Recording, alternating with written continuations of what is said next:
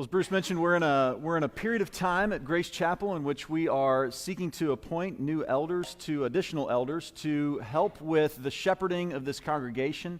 We began last week by inviting you all in as members here at Grace Chapel to help by nominating those in whom you've seen some of the qualities that we'll talk about this morning. And I'm excited to have this conversation with you because of what it means, again, for us at Grace Chapel. I think this is an exciting time. I think it's also a very pivotal moment in our history because leadership matters. And the quality of the leader matters. I began thinking this week, wondering, what are some of those areas in life in which quality really matters? And for me, I know one area is food. I'll eat a whole lot of things. I mean, I can eat a whole lot of stuff. I've eaten baby octopus. I didn't really like it, but I'll try it.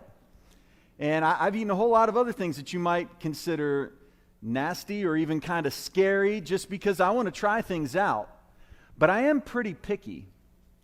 I mean, I like sushi. I like raw fish. But I want it to be exactly the way I want it. And I even like all the way down to spaghetti, which many of you probably like, but I'm also pretty particular about it because I want it to be a certain way. So for me, it's not just the food, it's the quality of the food that matters. And you may have an area in your life in which that's true, where you'd say, you look at it and you'd say, yeah, quality matters to me. I'm pretty picky about the brands I wear because I don't want to have to, I'd rather buy once than buy twice. Maybe you've heard that saying. So you buy something good once so you don't have to buy it twice. And so you're concerned about quality. You want what you own, you want what you buy to be good quality. So you're willing to invest a little bit more in that than sacrificing and saying, well, I'll just buy whatever is right in front of me. Well, one area where I thought this was particularly true was in the purchase of a diamond. I know many of you guys like me, at some point in time in life, you walked into a jewelry store and you were getting ready to purchase a diamond, and it was a pretty important purchase. There was something tied, or maybe someone tied to that diamond purchase, and so it mattered quite a bit, and you wanted the quality to be, you're going to be particular about the quality, and good for you. I'll pat you on the back for that. That's an important thing. And so you started maybe studying up, or maybe you started asking questions about diamonds, and you'd go into different places, different jewelry stores, different diamond houses, and you'd start to ask questions from those who were selling the jewelry behind the counter. You wanted to know all about that diamond. What makes a good diamond a good diamond? What makes a quality diamond a quality diamond? I knew nothing about diamonds when I went shopping for diamonds, and so I was probably the one idiot who walked in and said, "Hey, I need a diamond." I need a diamond. I'd like to get married, and that's part of the process, right? You need a diamond, you need a ring. So I was very fortunate that the guy behind the counter, I actually walked into a little place in Parkersburg, West Virginia, called Mel's Diamond House. And Mel was 82 years old at the time, and Mel was behind the counter. And as I walked behind, and I walked up to Mel, who was behind the counter, and told him I needed a diamond, he said, "Well, you don't just want any diamond, son. You need to learn a little bit about diamonds because there are things that matter. There are things that point to the quality of the diamond. And so you need to learn a little bit about that." Well, I'm going to give you just a little bit, some visuals so that you can see what is important when you're looking at diamonds. And if you didn't know much about diamonds, you might say, well, okay, I get it. I like those ones over there, but maybe I like yellow, so maybe I like the ones that are over on that other side. I don't know. But when you're looking for a diamond, you're typically looking for something that's fairly clear and fairly colorless. But that's not all you're looking for when you're looking for a diamond. If we were to ask the question, how do we measure the quality of a diamond?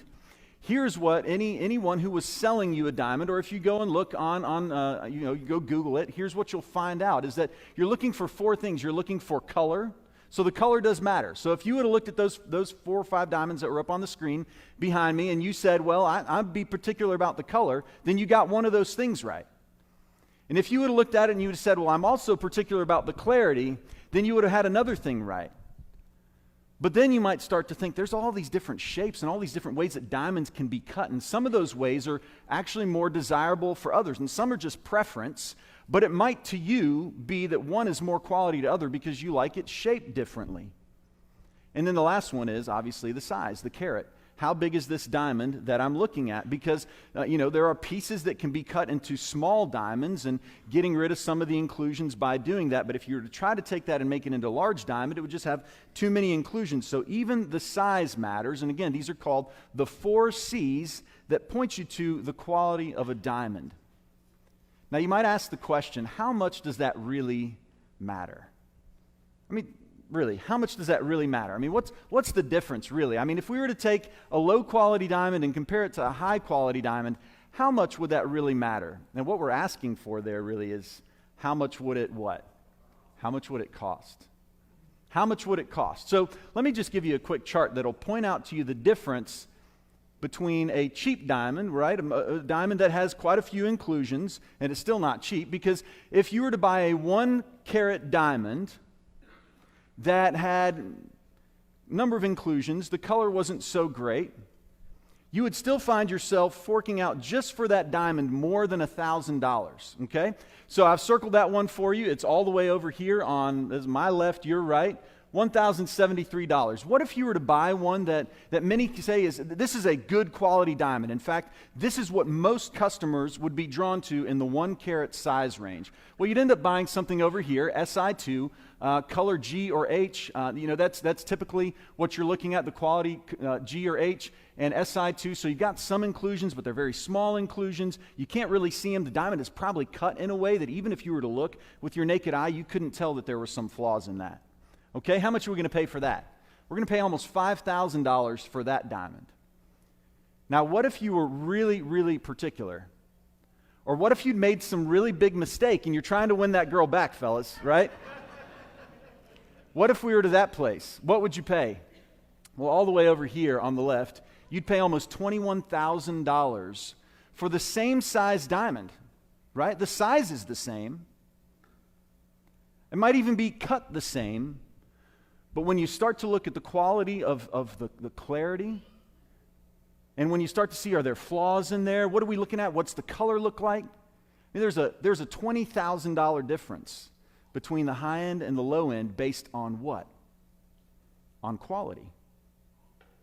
So we can see very clearly when it comes to diamonds, does quality matter? Does it matter? We should be nodding our heads to that one, right? Quality matters. It matters $20,000 worth.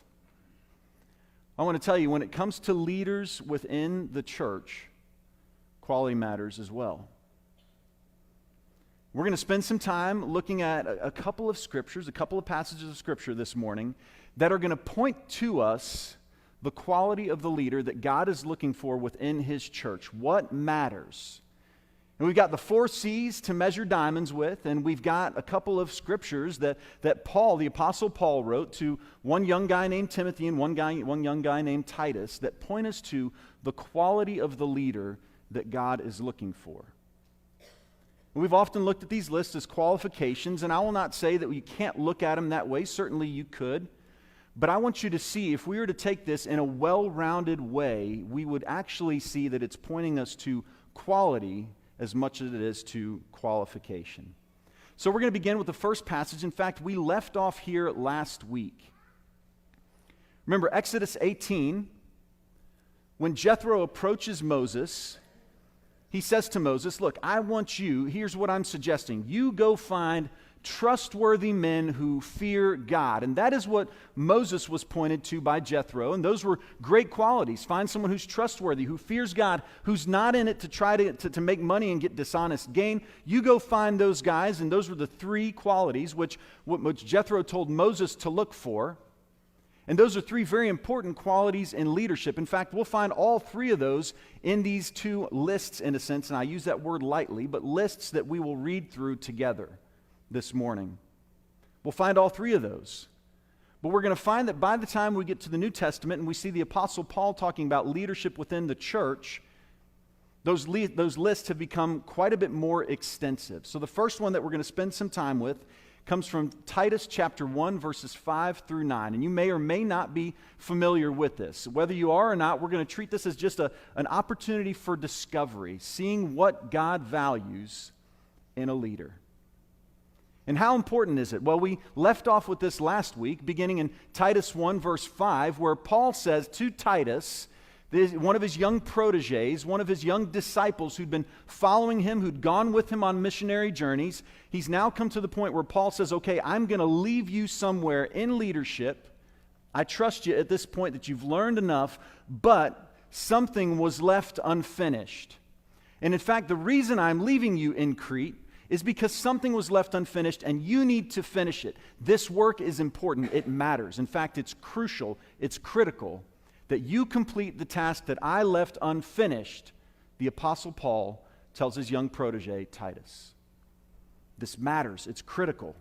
So he says, the reason I left you in Crete, he doesn't say among the reasons I left you in Crete, one of the reasons I left you in Crete. He says, no, the very reason I left you in Crete is this, that you might put in order what was left unfinished. That you might put in order what was left unfinished. There had been a number of churches planted on the island of Crete by Paul. Some say 5, some say 7, some say 8. We're not really sure exactly what the number was, but there are a number of churches that had been planted on the island of Crete, and they were believers who were gathering together, but in one sense they were leaderless. And because they were leaderless, they were somewhat directionless as well. And so Paul says this is critical, it's incredibly important. You're actually going to bring order to what is disorganized. So as you see this task through, you will bring order to what is currently disorganized, what is currently unfinished. And how are you going to do that? Well, in every town that we visited together, every town that I visited, that I planted a church in, Paul says, I want you to go town to town appointing elders. And he could have just left it at that. He could have said, Titus, pick the guys you like the best. Let's go with that. Pick the guys that are big and burly and look strong. Titus, pick the guys that are running successful businesses, that have really climbed the corporate ladder. I mean, these are all things that Paul could have told Titus, or he could have just left it up to Titus's discretion to choose for himself what kind of leaders would make the best leaders within the church. But that is exactly what Paul did not do. And so here's what Paul says. He says, an elder must be blameless.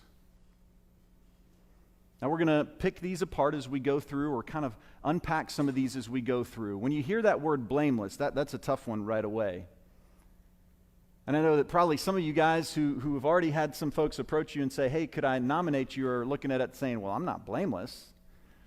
And really, that's not the best translation of this word. What it really means is that no strong or serious accusation could be brought against you.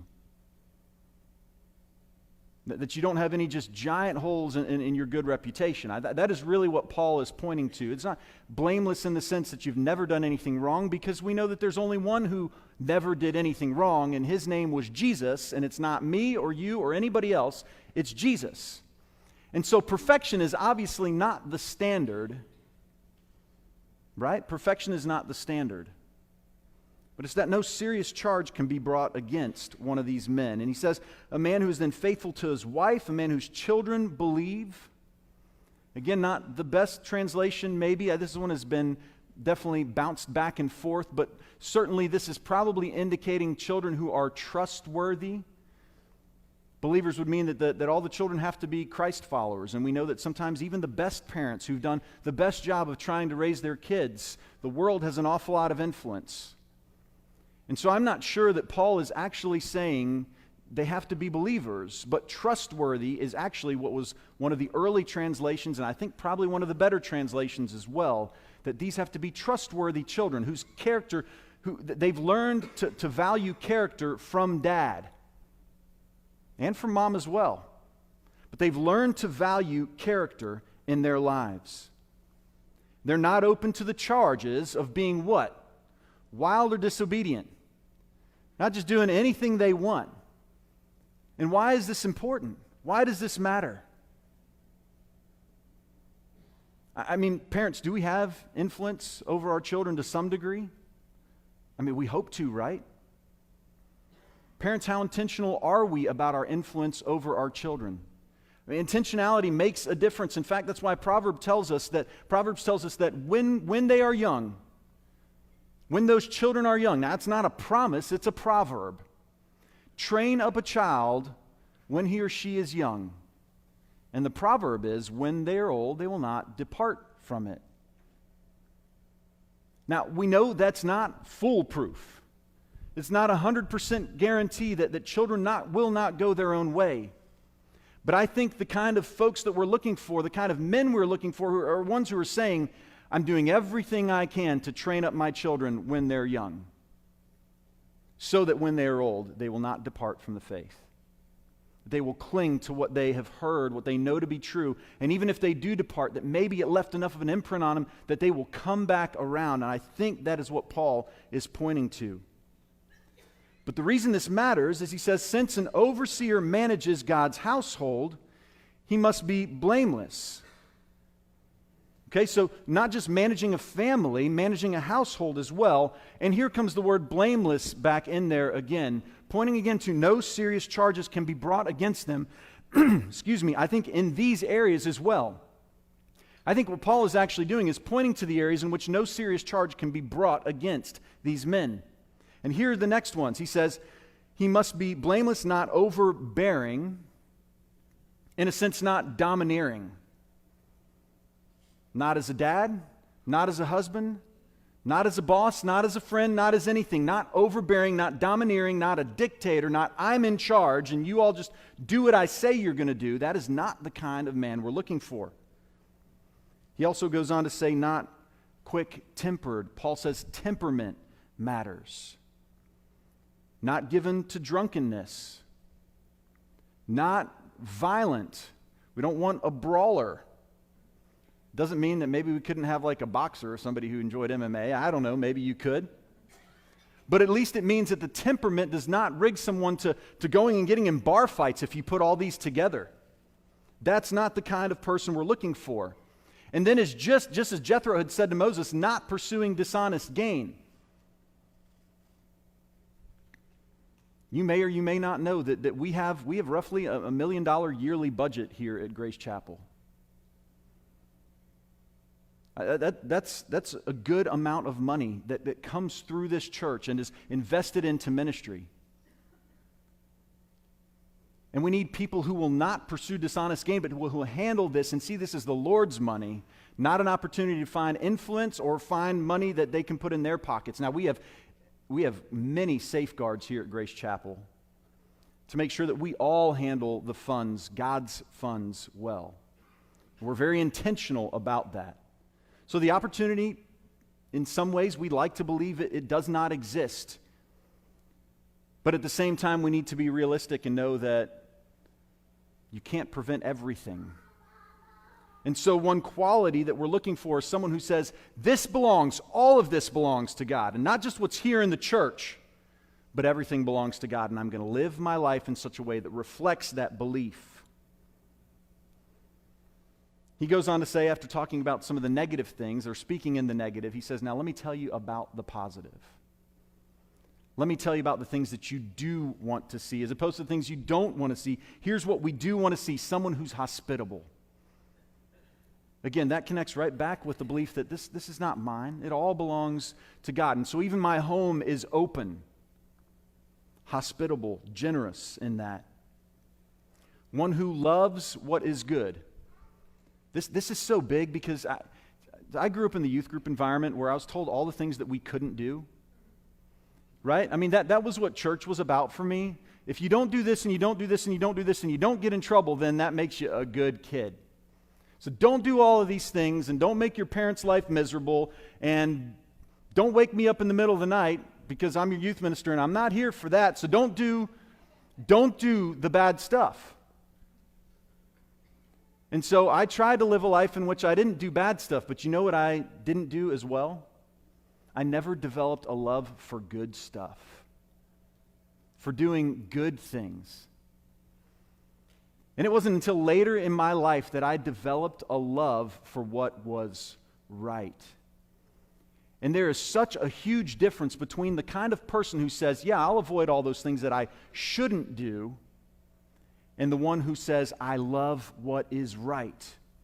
I love doing what is right. Do you see the difference in quality in that person? I mean, there's a gulf, a vast separation between the person who says, yeah, I'll stay away from all the things that are bad. Okay, I'll do that. And the person who says, I love what is right. That kind of person is also self-controlled, upright, holy, and disciplined. And here's a big piece as well. It says he must hold firmly to the trustworthy message. Paul's saying the gospel that I preached to you, the good news that was given to you, that I passed on to you, Titus. You know the message, Titus. And they need to as well. And they need to hold firmly to that message. Why? So that they can encourage people, because it's an incredibly encouraging message.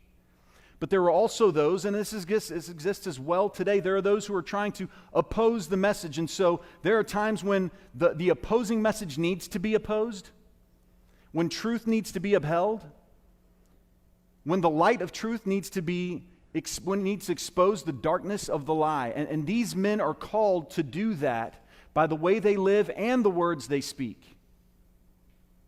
And how do they do that? By holding firmly to the message. Now those are the verses from Titus. We're going to jump now to 1 Timothy 3. We're going to read just the first 7 verses, and you're going to see that there is a lot in common here between the last section of text that we read and this current section of text. You're going to see there's a whole lot in common. Timothy begins by saying, here is a trustworthy saying. Or Paul begins by saying to Timothy, here is a trustworthy saying. In other words, what I'm about to say you ought to pay attention to. If you've not paid attention to the rest of what I've written so far, if you missed the first 2 chapters, come back, reconnect. Here's a trustworthy saying. You can stand on this. Whoever aspires to be an overseer desires a noble task. Now let's talk about that word aspirational for just a second. Now, I think that's pretty important. I think we could come away with a misunderstanding, or we could miss something that's very important in this. I think every one of us seated in here, and all of us who say we follow Jesus Christ, we're disciples of Jesus, ought to aspire to be the kind of person that Paul is describing. Every one of us ought to aspire to that, yes? To be self-controlled, not be quick-tempered, not be these are all things that we ought to aspire to. In fact, these are things that Paul points out to some degree as those things that would be fruit of the Spirit, and every believer is called to embrace the fruit of the Spirit. That's the evidence of the Spirit dwelling and living in you. And also some of what we find in 1 Corinthians 13, where Paul says, let me tell you what love looks like. Here's what love looks like. So every one of us ought to be aspiring to live this kind of life. Paul is not saying to aspire to live that kind of life is a good thing. Yes, it is. Paul is saying we're going to take a step beyond that. We're going to talk about the kind of people that are already living this life, who now aspire to become an elder or overseer in a local church. Do you see the distinction in that? It's not those who are aspiring just to live this kind of life. It's those who've embraced the Jesus way of living to. No, we're talking about someone who is living this lifestyle. It's evident. It's not aspirational anymore. It's become reality. And so that is what Paul is pointing to. So he goes on to say someone who is temperate.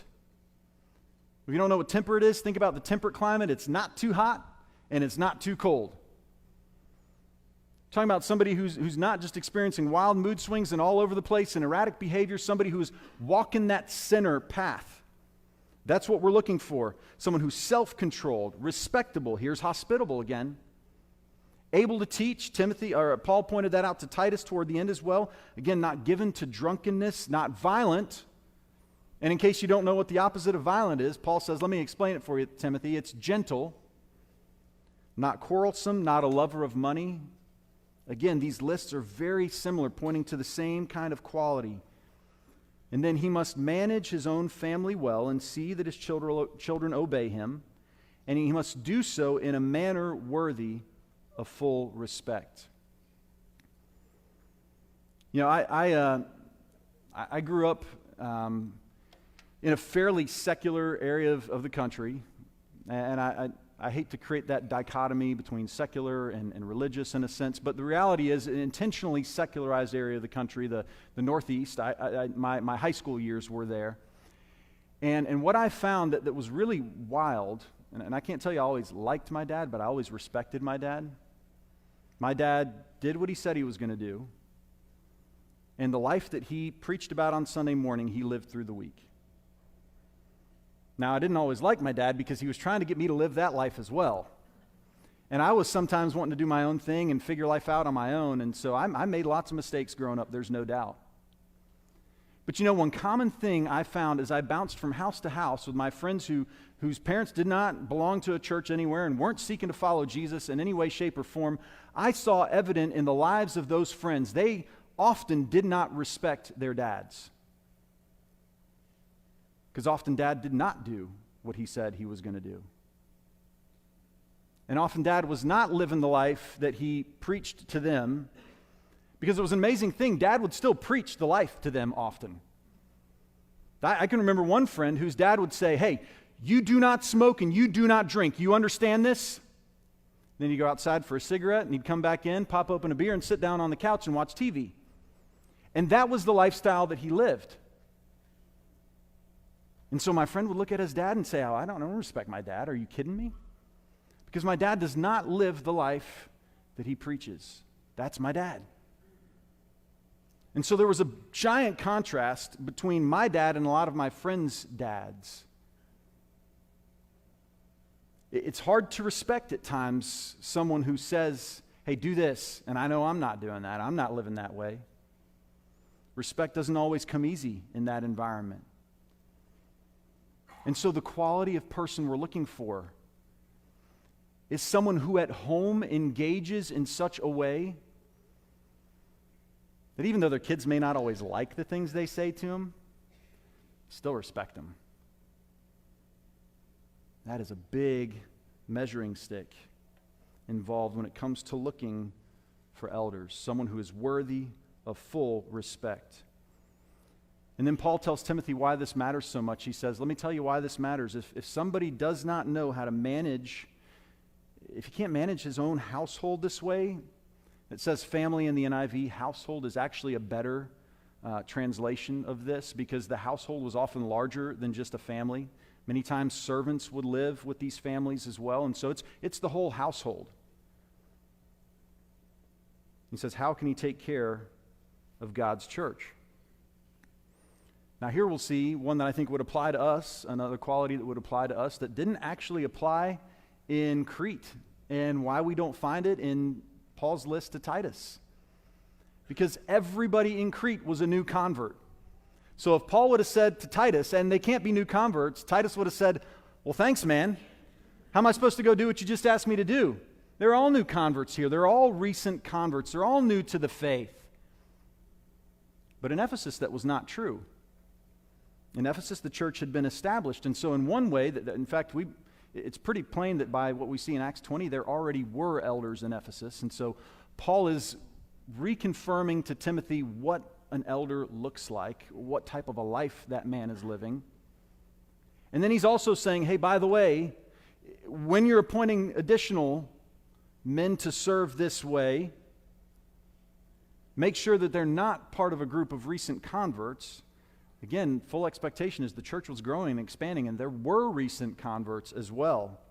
He says he must not be a recent convert, or he may become conceited and fall under the same judgment as the devil. Ooh, that's a big one. So allow for some time to go by. You know, there's a reason that elders are called elders and not youngsters, right? Talking about somebody with a track record who has lived some life and who has learned to put ego aside for the sake of his family and God's family. He must also have a good reputation with outsiders. so that we will not fall into disgrace and into the devil's trap. Now, I don't know if Timothy or Titus asked this question. I know that I have asked this question several times as I've read through these lists. I have asked the question, Paul, I'm talking about the Apostle Paul, not me, Paul, why these long and extensive lists? I mean, why are these lists so, in many ways, comprehensive? They're not exhaustive, but they certainly are extensive. Why these lists? And I think if we were to go at least by the NIV headings, we would miss the fact, because you'd probably stop reading at the end of that and you'd say, okay, Paul's done talking about that. But the reality is he's not done talking about this. In fact, if you bounce just a few verses later, we find out exactly why in 1 Timothy 3:14 and 15 that Paul is so concerned about leadership and its quality within the church. And here's what he says to Timothy. He says, I'm hoping to come see you soon. I'm hoping for that. It might not happen. And if I don't, I'm writing you these instructions so that if I'm delayed, you will know how people ought to conduct themselves in God's household. Now listen to these last words. Which is the church of the living God, the pillar and foundation of the truth. Why does this matter? Why does leadership within the church matter? Leadership within the church is incredibly important because the church is God's household. It belongs to God, one. So we as the church, God's household, represent God in the world. As you go out, as a Christian, I mean, my dad used to say to me, he said, you know, son, you're a Hugobart, and what you do reflects on the rest of the Hugobarts, and so it does matter. We belong to Jesus, and so what we do matters. It's a declaration of how much belonging to Jesus actually matters to us, the way we live and engage the world. So that's the first piece. And the second is the church, Paul says, is the pillar and foundation of the truth.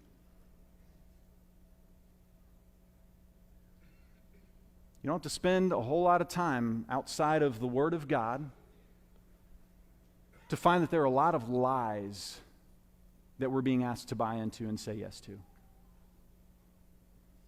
And so Paul says, where can the truth be found? And I don't think we have to ask the question as we often do in the church, looking at the state of the world, lamenting things and saying, well, it's worse today than it's ever been. It's not worse today, by the way, than it's ever been. There have been many times in history when the world was, read Genesis 6, okay? It's been worse than it has been, than it is today. That doesn't mean it's good today. It doesn't mean it's perfect today. But let me tell you what's always been true. The people of God who know God